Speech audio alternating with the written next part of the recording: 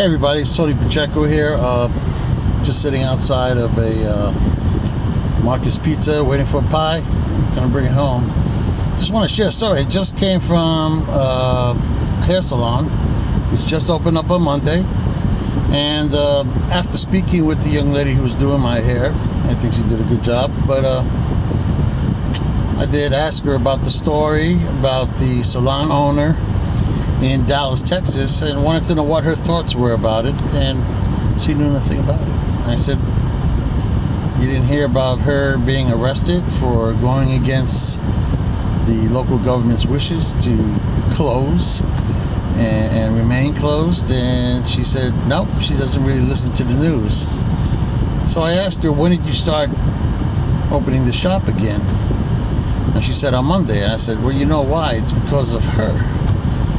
Because of the Governor Abbott, stepping in and letting the mayor of that city know that you just can't infringe on the American citizens' constitutional rights. This person needs to make a living, needs to pay a mortgage.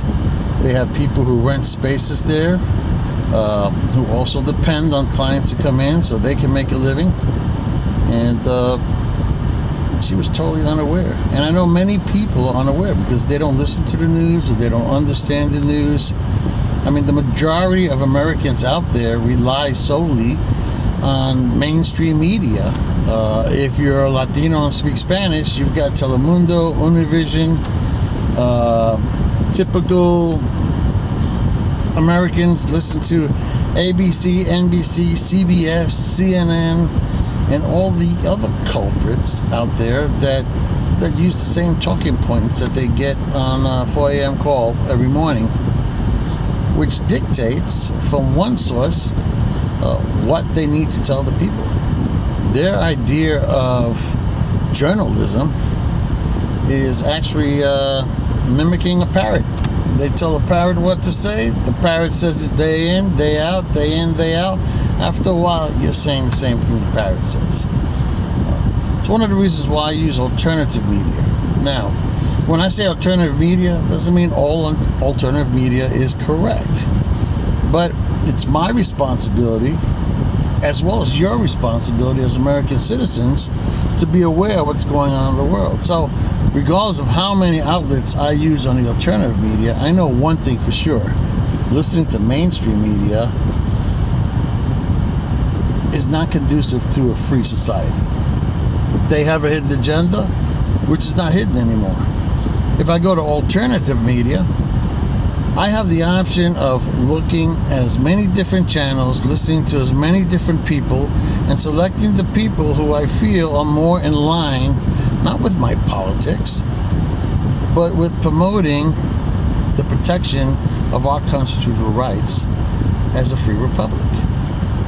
It's not about whose side is better, whether you're a Democrat or a Republican. Either case, you deserve to remain free in a free country. There's no such thing as a socialist Democrat, because socialism and Democrats are two different animals. I was a Democrat for over 35 years. I mean, I was in the streets fighting for people's rights. I worked with agencies with Ralph Nader. I've worked with, Acorn back then when it was in its prime. I worked with a lot of other organizations, NAACP, the National Puerto Rican Forum, even SARE, Jobs for Youth, when I first came down to Texas. I mean, I've been out there fighting for the people. But then I realized the people are always suffering, and the people who are fighting for them are making money. They're moving up the corporate ladder. They're running into politics. They've got everything they want, but the people are still suffering. So what's wrong with that picture? So now I help promote the walkaway movement. I help promote Brexit. I see candidates from all colors now coming up to the conservative end, not just Republicans or Libertarians, just even Democrats coming back to conservative thinking, to fight for freedom for the people of this country, to have real substantiated growth, problems being resolved. Trump's not going to be there forever. But Trump's the one that's standing in the way. He's the one exposing these people. If becoming president was all he wanted to do, he could have did that a long time ago. He's got the money. He could have been president and been just as corrupt. He could have joined the left. He could have just remained president and done the same thing that they're doing. He's not.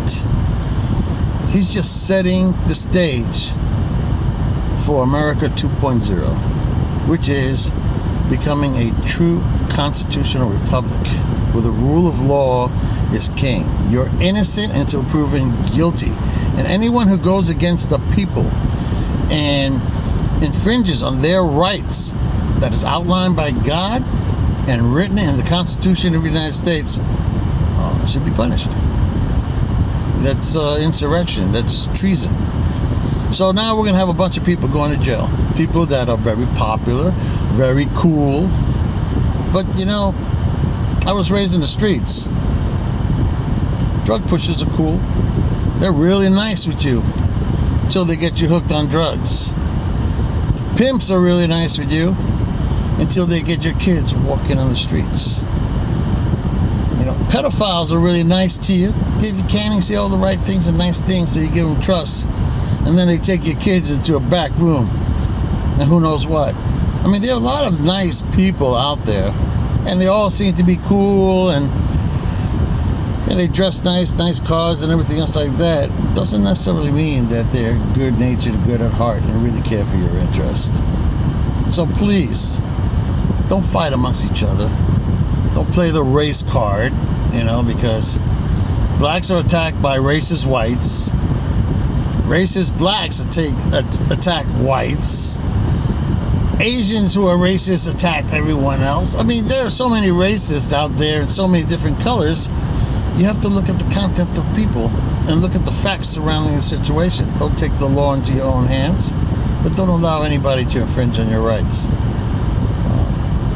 I just wanted to bring that point up about this young lady in Dallas. Now, I know there's a tattoo artist who also opened up early as well, and I think he deserves the same rights and respect that the young lady in Dallas, the salon, got. I think all business owners should not have their rights infringed upon. And if you look across the country, California, you've got a lot of people protesting.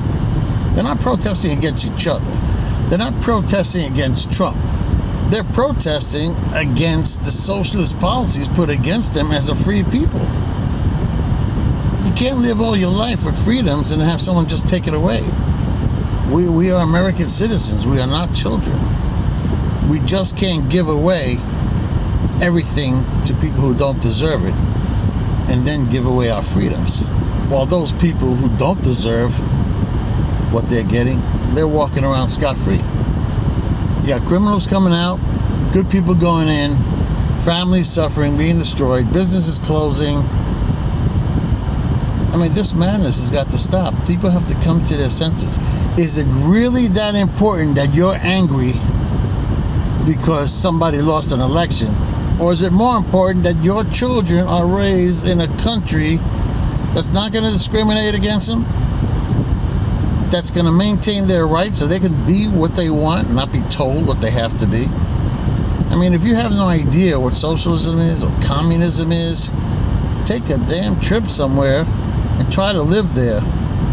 Because if you couldn't deal with what was going on in the last few weeks in this country, no food, lines for toilet paper, people snitching on each other, that's socialism. That's a communist country environment.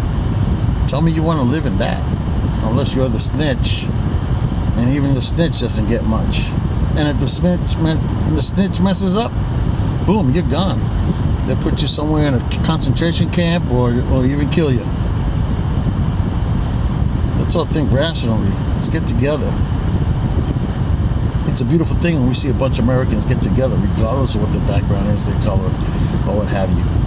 We're just getting together for one thing: freedom, our rights. Let's fight together. Because if we fight each other, we're going to lose. And then nobody wins. God bless you all. God bless the United States of America. And thank you, Mr. Trump.